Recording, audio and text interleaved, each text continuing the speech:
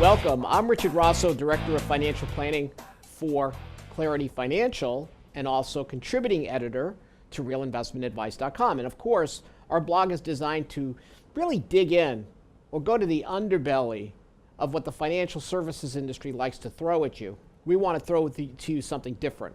We call it reality.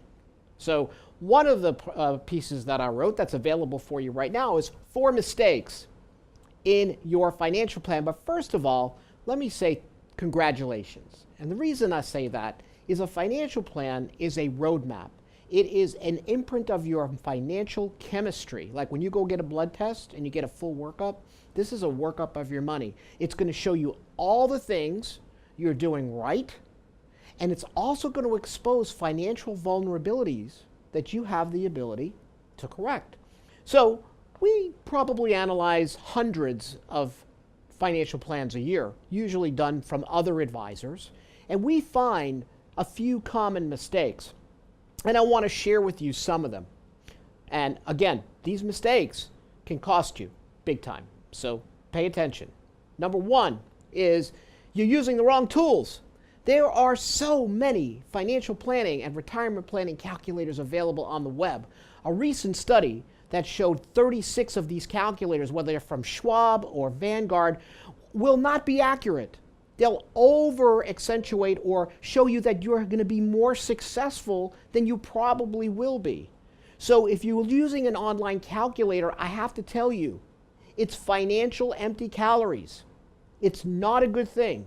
Now, if you want to use it just as a gauge, just to get just an overall picture, but you're not going to take it too seriously, think of it as the warm-up to the comprehensive financial plan that covers insurance, retirement planning, estate planning. By all means, go ahead and do it. But that's the first mistake that you must avoid. Mistake number 2, brokers and advisors use the financial plan to sell product. And we see this all the time. In other words, the goal of the plan is the plan. The goal of the plan is to set you off on the right path and to check on that plan periodically. The plan ultimately is designed to provide a solution, but what we notice all the time is that plans are just done and then product is wedged in there at the end. So if you hear anything about, hey, we'll give you a free financial plan, okay, that should make you skeptical, okay? When you get a financial plan done, 1, look for a fiduciary, which we are at Clarity. We are registered investment advisors. What a fiduciary means is we have your highest and best interest in mind. So maybe you have to pay for a financial plan. Look for a fiduciary that maybe will charge you by the hour or by the plan. The goal of the plan is the plan. We see many times that plans are used to sell variable annuities or high commission product. If you have had a plan done recently, and that was the ultimate end of the plan, was for you to wind up in a variable annuity, reach out for a second opinion to, again, a fiduciary, maybe an advisor who, again, charges by the hour or by the plan. Mistake number 3, beware the inflation scare scenario. Listen, we all understand inflation. We've all experienced inflation. Inflation is very personal and different for every household. For example, if you have a household that is sending children through college or a lot of healthcare expenses, yes, your inflation rate might be higher than mine. But in financial plans, there is a default inflation rate that's usually used, and that is 3%. Now, based on working with clients for close to 30 years and people recreating paychecks from portfolios for close to 20, I can tell you that the inflation rate that's being used is too high. You have to look at the inflation rate that's going to be used in your plan based on the goals that you've set. And most of the time, it's going to be lower than 3%. So why do we use 3%? Why does the industry use 3%? Well, I think it's to push you into product. Okay, because you're not going to meet your goal. So the way you're going to meet it is you're going to go ahead and you're going to buy this product, and it's going to help you overcome that inflation rate. Beware the inflation rate scare. Hey, you want to know what your personal inflation rate is? Look up the Atlanta Fed. Look at something called My CPI. That's called My Consumer Price Index. Answer a few questions, and guess what? You're going to get a personalized rate of inflation that's designed for your household, not just a general basket of goods. And you're going to get updates on that.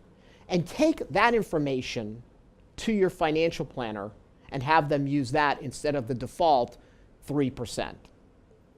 Mistake number 4, watch for investment returns in your allocation that's suited more for vampires than humans. Let me explain what I mean. I know for a fact that the Dow is going to hit 70,000. I do. I absolutely do. I may not be here to see it, but I know that it's going to happen. The issue is with markets and returns is your life, my life, is finite. Markets are infinite.